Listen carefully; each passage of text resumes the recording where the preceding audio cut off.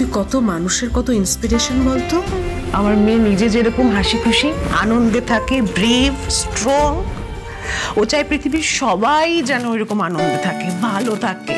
আর এইটা হচ্ছে আমার বাবিয়া। আমার মেয়েকে নিয়ে আমার কত গর্ব হয় বাবিয়া।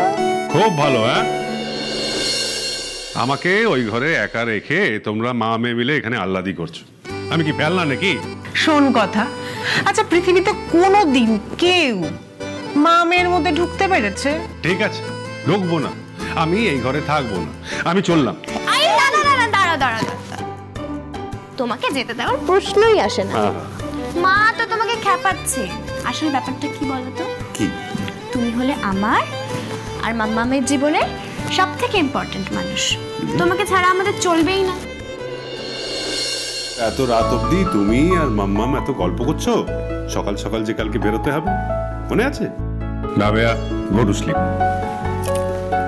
Good night. Good night. Bubu চল। ও একটা কথা তো তোকে বলতে ভুলেই গেলাম। কি কথা? ওই সদনের লোকেরা তোকে বলেছে একটা সম্বর্ধনা দেবে। আমাকে? কেন? আরে কেন মানে, তুই মেন্টাল হেলথ নিয়ে এত ভালো একটা কাজ করেছিস, তাকে সম্মান জানিয়ে একটা বিউটিফুল স্পিচ দিয়েছিস। ওই বৃদ্ধাশ্রমের বৃদ্ধ বৃদ্ধারা ওর মোটিভেশনাল স্পিচ শুনে একেবারে টোটালি ইমপ্রেসড। তাদের বক্তব্য হলো গিয়ে যে আপনার মেয়েকে সপ্তাহে অন্তত একদিন ওদের ওল্ড এজ হোমে পাঠাতে, তাতে নাকি ওদের রোগ টোগ একেবারে সুস্থ হয়ে যাবে। সেটাই তো দরকার। ওষুধের থেকে মানুষের বেশি দরকার খুশির। একদম ঠিক বলেছিস বেটা, এটা সারা জীবন এরকমই থাকি, এতটাই পজিটিভ। শোনো মাম্মা, ভাগ্যিস আমি তোমাদের একমাত্র মেয়ে। আমার যদি অন্য কোনো ভাই বোন থাকতো তাহলে আমার আদরটা ভাগ হয়ে যেত, তাই না বলো? আমি কিন্তু ভীষণ হিংসে করতাম। তুই কি হিংসুটে রে বাবিয়া? হ্যাঁ, এই তবে যে ছোটবেলায় বলতিস মাম্মাম আমার আর একটা বোন চাই, মাম্মাম আমার আর একটা বোন চাই, সেবেলায় হিংসুটি বুড়ি। এখন ঘুমিয়ে পড়ো, অনেক কিছু হয়েছে, অনেক রাত হয়ে গেছে। Good night. Good night. আমার সাথে এরকম করবেন না। আমি আপনাকে ভালোবেসে বিশ্বাস করে আমার সমস্ত কিছু দিয়েছি, আমার জীবনটা এভাবে নষ্ট করবেন না। আমি কি এখন কোথায় যাব? কি মেনে নেবে আমাকে? আমি একজন সাধারণ ঘরের মেয়ে, সন্তানের বাবার পরিচয় ছাড়া আমি কিভাবে সন্তানের জন্ম দেব? কি জানি না বাবিয়া, তোর কোনো ভাই কিংবা বোন আছে কিনা। রাধারানীর সন্তান জন্মালে সে তো বাবিয়ার থেকে বছর দুয়েকের ছোট হতো ম্যাক্সিমাম। সে কি আছে, নাকি এই কলঙ্কের বোঝা বইতে না পেরে রাধা সুসাইড করে নিয়েছে? ওরা কেউই বেঁচে নেই।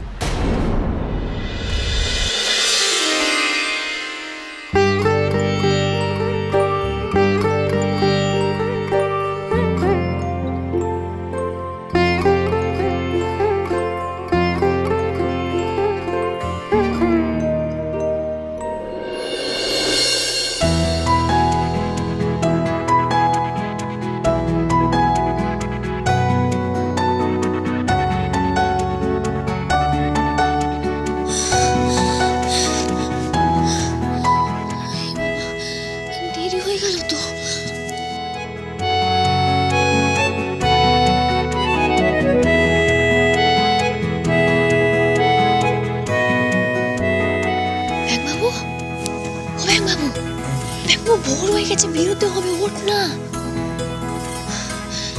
মাকে খুঁজতে হবে তো ব্যাংবাবু। ব্যাংবাবু ওঠ। আজ না কাল, বললাম না নির্মল কাকুর আসবে। কি ঘুম বাবা। ও ব্যাংবাবু আমি আর ঝুলতে পারবো না ব্যাংবাবু, ওর হাতে ব্যথা হয়ে গেছে। ওঠ এবার, ওঠ।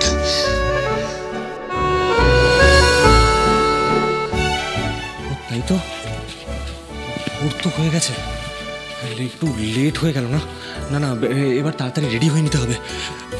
ফড়িং, তুমি তাড়াতাড়ি রেডি হয়ে নাও, এবার বেরোতে হবে। আমি একদম রেডি আছি। কি রেডি আছো? যাও বাথরুমে গিয়ে ফ্রেশ হয়ে নাও। আরে যাও। ফড়িং কোথায় তোমরা কেউ জানো না? হ্যাঁ, ছিলাম না, তোমরা কেউ একটু ওকে নিজের কাছে রাখতে পারলে না বলো? শোন আদা শোন, শান্ত হ, অত চিন্তা করিসনি। চিন্তা করবো না দাদা, মেয়েটা তোমার বাচ্চা নয়, 18 বছর বয়স। কোথায় গেল, কি হলো ওর, তোমরা তো কিছুই বলতে পারছো না। আমি তো তোমাদের আপনজন বলেই মনে করতাম, এইটুকু আশা করতে পারি না বলো তোমাদের কাছে? ফরিং কি শুধু আমার মেয়ে, তোমাদের কেউ না? কি বলবো বল দেখিনি, ও তো এখানেই ছিল, ওই স্কুল ঘরে ওই রিলিফ ক্যাম্পে ওকে আমি দেখেছি। তারপরে যে মেয়েটা কোথায় যে গেল কিছু তো বলতে পারিনি। কি বলছো কি দাদা, কোথায় গেল মানে? ফরিং ছাড়া আমার আর কেউ নেই, ওকে আমি এখন কোথায় খুঁজবো? ও ছাড়া তো আমার আর কেউ নেই। ভগবান। শোন আদা, তুই কাঁদিস নি, এখান থেকে তো অনেক মেয়েদের কি ওই কলকাতার ওই হোমে নিয়ে গেছে। আচ্ছা, ওই ফরিংকে ওই কলকাতার হোমে নিয়ে যায়নি তো?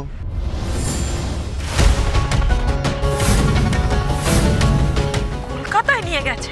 হ্যাঁ, আমি দেখেছি ওই হোমের দুটো দিদি ওরা ওই ফরিংকে সঙ্গে করে নিয়ে গেছে, কিন্তু পরে তো আমি শুনেছিলাম যে ও নাকি ওদের কাছ থেকে পেইলে গেছে। পালিয়ে গেছে? কোথায় পালিয়ে গেছে? তা তো জানি না, তবে ওরা বলা বলি করতেছিল যে ফরিং ওদের কাছ থেকে পেইলে গেছে। তাহলে তো মেয়েটা আমার এই গ্রামেই থাকবে বলো? এই গায়ে কোথাও নেই, থাকলে তো চোখে পড়তো। তোমরা কি বলছো গো? ফরিং ছাড়া আমার আর কেউ নেই, কোথায় খুঁজবো এখন আমি মেয়েটাকে? ভগবান, আমার জীবনটাই শেষ হয়ে গেল গো। শোন না আদা, বলছিলাম যে এখান থেকে তো অনেক গাড়ি ওই কলকাতায় গেছে, ওই ফরিং আবার কোনো কলকাতার গাড়িতে উঠে বসেনি তো? কি বলছো গো? তাহলে তো মেয়েটা আবার সেই কলকাতাতে গিয়ে পড়বে। তাতে তুই অত চিন্তা করতেছিস কেন? ফরিং তো অনেক বড় হয়েছে না, ওর অনেক বোধ বুদ্ধি হয়েছে, কেউ ওর কোনো ক্ষতি করতে পারবে না। কিন্তু ফরিং কলকাতা কেন গেল? কি করবে, ও তো তোকে এখানে পাগলের মতো খুঁজতেছিল, হয়তো তোকে এখানে খুঁজে পায় না, তাই তোকে খোঁজার জন্য কলকাতায় গেছে। মেয়েটা তো ওই শহরের কিচ্ছু চেনে না, কোথায় কোথায় কি খুঁজবে আমাকে? আমি বা কোথায় খুঁজবো ওকে? হোমে গেলে তাও না হয় একটা কথা ছিল, কিন্তু সেটাও তো যায়নি বলছো। কোথায় ঘুরে ঘুরে বেড়াবে মেয়েটা, কিচ্ছু চেনে না, জানে না। ওটা তো একটা শহর না। আমি তোমাকে প্রেগনেন্ট করে দিয়েছি, এটাই বলবে সকলকে তুমি? শোনো, তোমার এইসব কথা কেউ বিশ্বাস করবে না।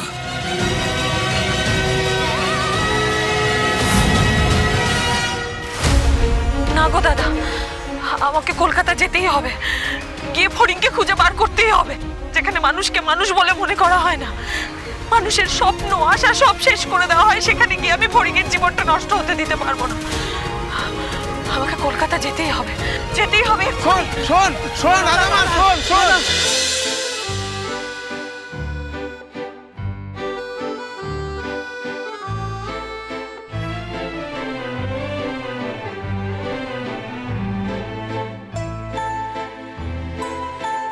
বাবু একদম রেডি আমি। বুঝতে যাবে বলে খুব আনন্দ হচ্ছে, তাই না? খুব। ফরিং, চলো এবার তোমায় ওই জানলা দিয়ে নামতে হবে, চলো। শোন না, বলছি এখন তো কেউ ওঠেনি, আমি দরজা দিয়ে যাই না রে ব্যাঙ্গবাবু। না না ফরিং, সেটা করা যাবে না, দোলনের বাসন মাজার টাইম হয়ে গেছে, ও তোমায় দেখে ফেলতে পারে। চলো তুমি বরঞ্চ ওই বড় রাস্তার মুখে গিয়ে দাঁড়াবে, আমি লিস্ট নিয়ে 10 মিনিটের মধ্যে আসছি, ঠিক আছে? চলো চলো, দাঁড়াও ফরিং, রডটা অলরেডি আলগা করা আছে, পড়ে যেতে পারে। আস্তে আস্তে। নাও, আর ফরিং একা একা কোথাও চলে যাবে না, হ্যাঁ? আমি 10 মিনিটের মধ্যে লিস্টটা নিয়ে আসছি, সাবধানে যাও।